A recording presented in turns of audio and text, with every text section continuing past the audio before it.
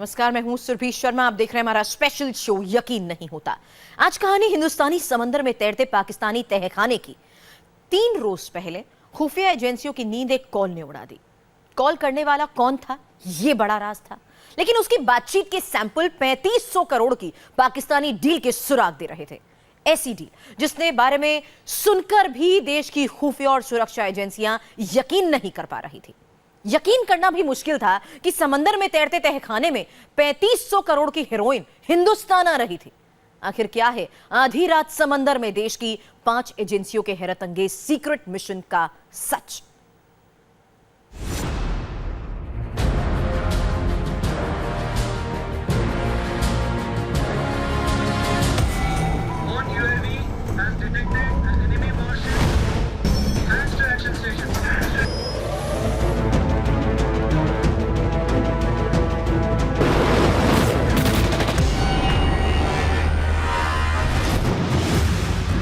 बहत्तर घंटे तक समंदर में सबसे बड़ा सर्च ऑपरेशन चलाया गया।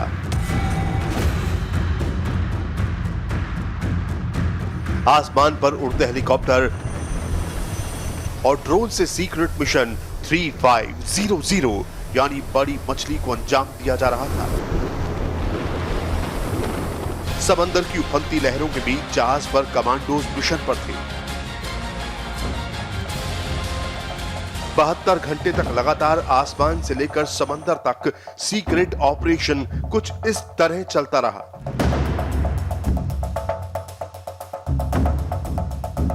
समंदर के एक बड़े हिस्से को कॉर्डन ऑफ किया गया।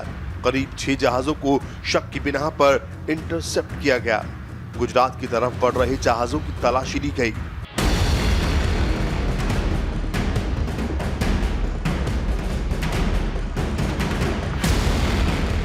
मकसद था समंदर पर तैरते तहखाने तक किसी भी कीमत तक पहुंचना। ऑपरेशन का दायरा कितना बड़ा था, इसका अंदाजा इस बात से लगाया जा सकता है कि 5 से ज्यादा एजेंसियां सीक्रेट ऑपरेशन का हिस्सा थीं।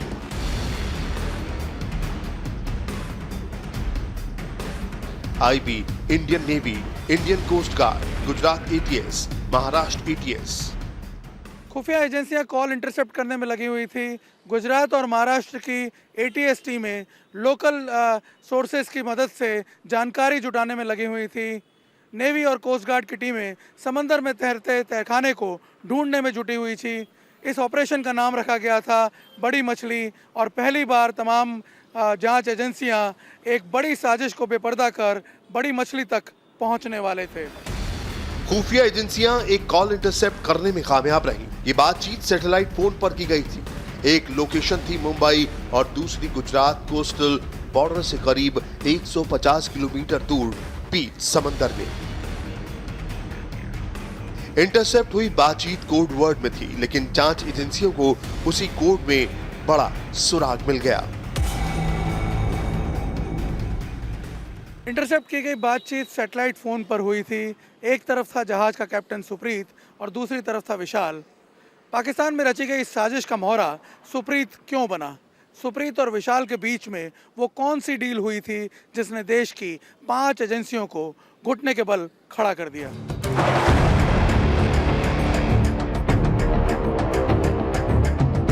उस साजिश, उस डील का सबूत है 72 घंटे के ऑपरेशन के बाद जहाज हेनरी के तहखाने से मिले सफेद रंग के ये सैकड़ों पैकेज।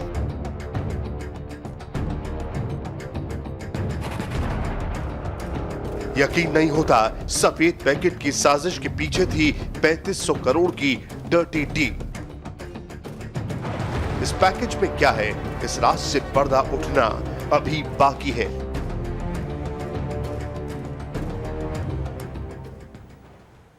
सफेद रंग के छोटे छोटे सैकड़ों पैकेट ऐसी साजिश का सबूत है जिस पर यकीन नहीं होता।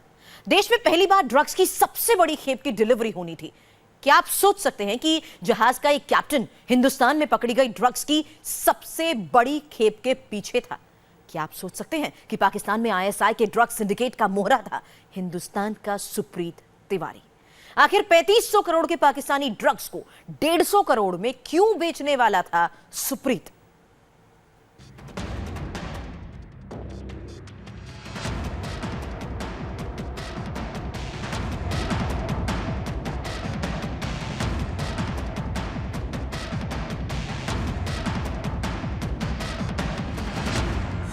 100 करोड़ नहीं, 500 करोड़ नहीं, 1000 करोड़ नहीं, 2000 करोड़ नहीं, 3500 करोड़ की ड्रग्स।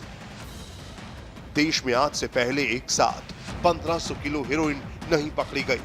तस्वीरों में नजर आ रहे ये ड्रग्स के पैकेट है, जिसे जहाज में बने सीक्रेट तहखाने में छिपाकर रखा गया था कि वही 1500 किलो हेरोइन है जिसे मुंबई में डिलीवर किया जाना था और मुंबई से यही जहर पूरे देश तक सप्लाई किया जाना था।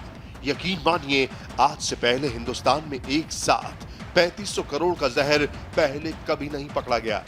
अपने आप में समंदर में ऑपरेशन ड्रग्स की ये सबसे चौंकाने वाली और सनसनीखेज कहानी है, क्योंकि 3500 करोड़ रुपए के हेरोइन के तार कई मुल्कों से जुड़े हैं। मसलन शिप का मालिक दुबई का है, ईरान से शिप ऑपरेट होती थी, शिप का कैप्टन भारतीय है, शिप में बराबर ट्रक पाकिस्तानी है। 3500 करोड़ के इस इंटरनेशनल ड्रग रैकेट में जांच एजेंसियां अब तक 11 लोगों को गिरफ्तार कर चुकी हैं। 8 लोगों को ड्रग्स के साथ शिप से गिरफ्तार किया गया, एक व्यक्ति को कोलकाता से और 2 गिरफ्तारियां मुंबई से हुई हैं। आपको इस ड्रग रैकेट में गिरफ्तार राजदारों की कुंडलियों के बारे में बताएं। इससे पहले आपको बताते हैं कि कैसे समंदर में रची गई आईएसआई की इस ड्रग वाली साजिश को समंदर में ही डुबो दिया गया।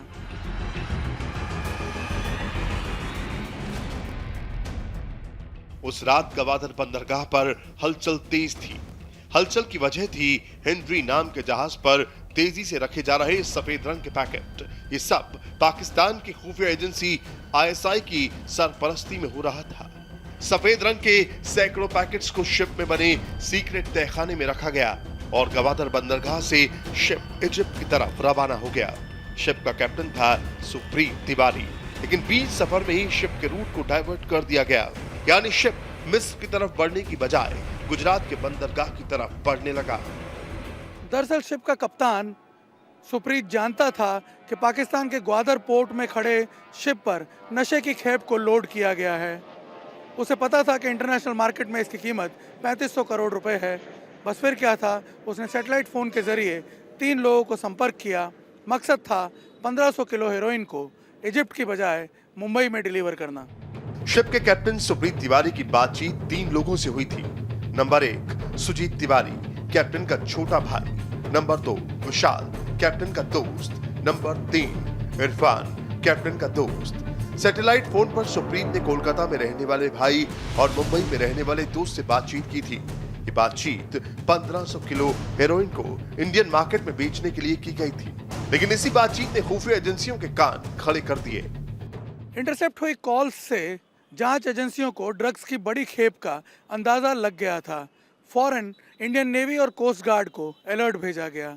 वहीं दूसरी ओर गुजरात और महाराष्ट्र की एटीएस टीमों को उन लोगों की कुंडली खंगालने में लगा दिया गया जिनसे सुप्रीत की बात हुई थी। समंदर के रास्ते पर चौकसी बढ़ा दी गई। कोस्ट गार्ड और नेवी संदिग्ध जहाज को खोजने में जुट गई। ड्रोन से संदिग्ध जहाज की तलाश शुरू की गई। नेवी और कोस्ट गार्ड की शिप को मिड सी में भेजा गया। 72 घंटे तक इंटरसेप्ट हुए रूट को सर्विलांस पर रखा गया। 6 संदिग्ध जहाजों को रोककर सर्च किया गया।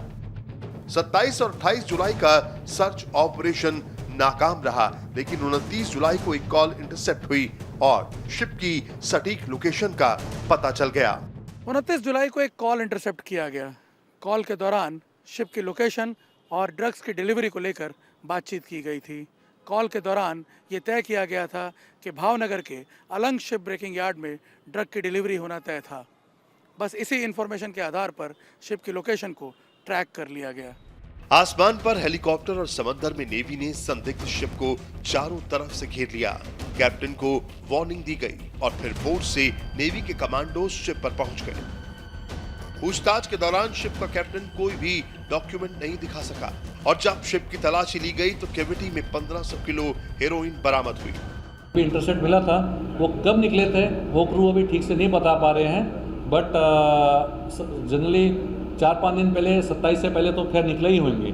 प्राइमा फेसी हमें मालूम नहीं, पर कुछ फ़ोन रिकॉर्ड्स हैं, इंडियन हैं, कुछ यहाँ के हैं, कुछ कहाँ के हैं, सब वो लोग कोरिलेट कर रहे हैं। And all the agencies, Gujarat police, ATS, ये वो सब लोग जो हैं they are working on it. Captain से पूछताछ के दौरान खुलासा हुआ कि शिप पनामा में रजिस्टर्ड है।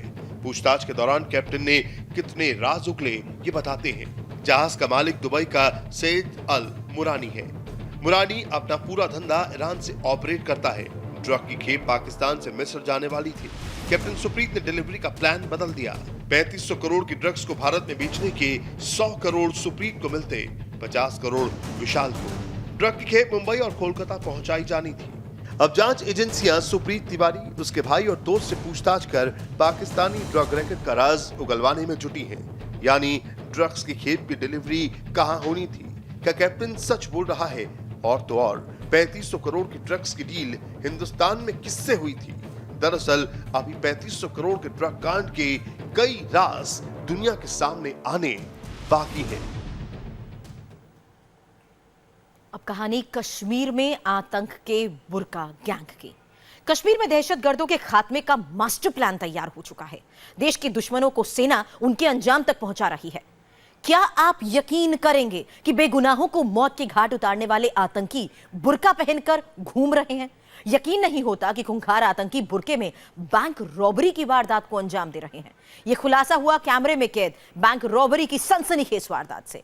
आखिर बुर्के वाले आतंकियों का सच है क्या? आप देखिए इस रिपोर्ट में।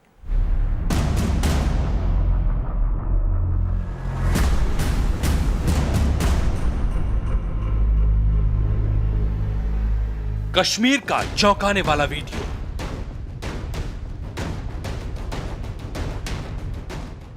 $50 सेकंड में 5 लाख की बैंक डकैती।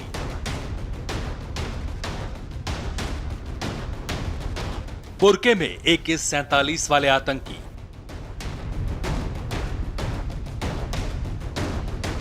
कश्मीर में दहशत की बुर्का कंपनी। कश्मीर में दहशतगर्दों का चुन चुन कर दम निकाल रही है आर्मी। अब तक 100 से ज्यादा आतंकी इसी साल ढेर हो चुके हैं और मोस्ट वांटेड आतंकियों को अंजाम तक पहुंचाने के लिए सबसे बड़ा सर्च ऑपरेशन चलाया जा रहा है। ऐसे में आर्मी के ताबड़तोड़ एक्शन का नतीजा है कि आतंकियों को बुर्का पहनकर घूमना पड़ रहा है। ऐसा क्यों? आप इन तस्वीरों को देख सकते हैं। कश्मीर में दहशत की बुर्का कंपनी का सच सीसीटीवी फुटेज में कैद है। आप देख सकते हैं 3 आतंकी बैंक के अंदर दाखिल हुए, 2 के बदन पर बुर्का है। दोनों आतंकियों के हाथ में AK-47 हथियार है।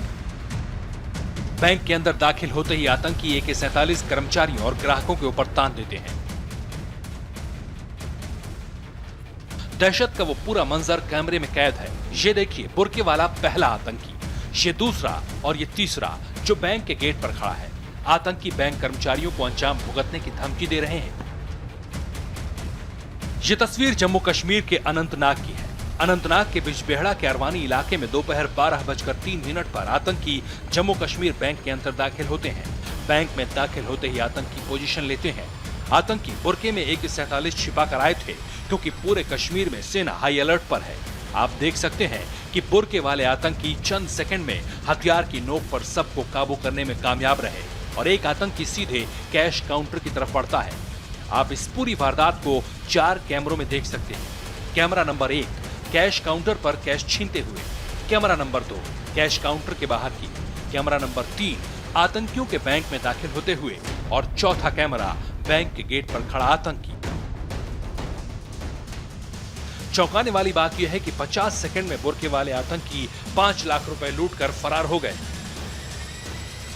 जम्मू कश्मीर में अब तक 1 दर्जन से ज़्यादा बार बैंक लूट की वारदातों को अंजाम दिया गया है और हर बार निशाना बनाया गया जम्मू कश्मीर बैंक को। दरअसल जम्मू कश्मीर बैंक की शाखाएं घाटी के ऐसे रिमोट इलाकों में भी है जहां सुरक्षा के पूरे इंतजाम नहीं होते हैं और ऐसे में ऐसी शाखाओं को लूटना आसान रहता है। यही कारण है कि पिछले 6 महीनों के भीतर जम्मू कश्मीर बैंक की दर्जनों शाखाओं में लूट की वारदातों को अंजाम दिया गया।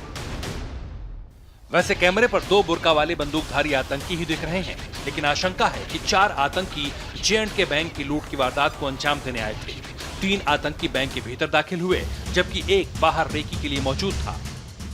जिस तरह से नकाब पहनकर आज आतंकियों ने अनंतनाग में बैंक लूटने की कोशिश की, ठीक उसी तरह से 20 दिन पहले शोपियां में बैंक लूट की घटना को अंजाम दिया था। लेकिन वहां पुलिस की मुस्तैदी की वजह से आतंकी बैंक लूटने में कामयाब नहीं हो पाए थे। लेकिन आज नकाब पहनकर आए लुटेरे बैंक से लाखों रुपए लूटने में कामयाब हो गए। जम्मू कश्मीर में आतंक के नए दौर में बैंक लूटने की घटनाएं बढ़ रही हैं। एक आंकड़े के मुताबिक बीते 7-8 महीनों में कश्मीर घाटी में बैंक लूट की घटनाओं में 4 गुना इजाफा हुआ है। अक्टूबर से दिसंबर 2016 तक बैंक लूट के 15 केस दर्ज हुए थे तो 1.48 करोड़ रुपए लूटे गए। 18 जून को अनंतनाग में एटीएम लूट कर आतंकी ले गए। 13 जून को पंपोर में एटीएम लूट की घटना को अंजाम दिया गया। 27 मई को कुपवाड़ा में बैंक से 15 लाख रुपए लूटे गए। 21 अप्रैल को अनंतनाग में 12.18 लाख रुपए लूटे गए। 19 जनवरी को अनंतनाग में ही 14 लाख रुपयों की लूट हुई। बैंक लूट की वारदातों का ग्राफ बढ़ा है, लेकिन सुरक्षा एजेंसियों के लिए नई चुनौती है कश्मीर में दहशत की बुर्का कंपनी।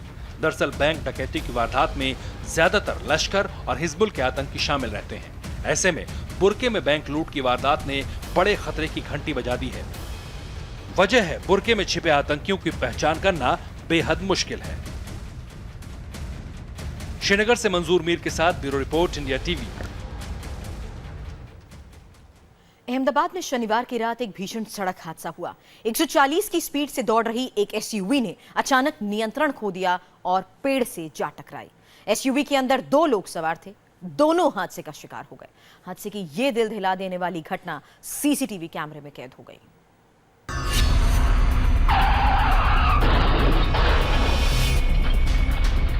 सड़क हादसे की इस तस्वीर को जिसने देखा वो सिहर उठा। सीसीटीवी कैमरे में कैद ये ऐसा हादसा था जो इस इलाके में पहले कभी नहीं हुआ। रात का समय था और इस सड़क पर ट्रैफिक सामान्य गति से चल रहा था। अचानक एक तेज रफ्तार एसयूवी अनियंत्रित हुई, फिर पेड़ से टकराई। पेड़ से टकराते ही गाड़ी पलट गई और 80 मीटर तक सड़क पर घिसकने लगी। एक अस्पताल के अंदर सीसीटीवी लगा था। गाड़ी का मलबा अस्पताल तक आ गया। हादसे के बाद चारों तरफ हाहाकार मच गया। गाड़ी के अंदर 2 लोग बैठे थे। दोनों को बचाने के लिए रेस्क्यू ऑपरेशन शुरू किया गया, लेकिन दोनों को बचाया नहीं जा सका। यह हादसा अहमदाबाद के वस्तापुर इलाके में हुआ। रात के 2 बजे एसयूवी में सवार निश्चल और वेदांत घर की तरफ लौट रहे थे, लेकिन संजीवनी अस्पताल के पास उनकी एसयूवी अनियंत्रित होकर पेड़ से टकरा गई और ये भीषण हादसा हो गया। 17 साल के निश्चल की मौके पर ही मौत हो गई, जबकि 16 साल के वेदांत पटेल ने अस्पताल में दम तोड़ा। हादसे के वक्त एसयूवी करीब 140 किलोमीटर प्रति घंटे की रफ्तार से चल रही थी। हादसा इतना भयानक था कि निश्चल कार की खिड़की से बाहर लटक गया, जबकि वेदांत कार से बाहर आ गया। दोनों दोस्त उस्मानपुर इलाके में रहते थे और 12वीं के स्टूडेंट थे। दोनों रात 11 बजे घर से निकले थे। वो कहां जा रहे हैं, घर वालों को भी इसका पता नहीं था।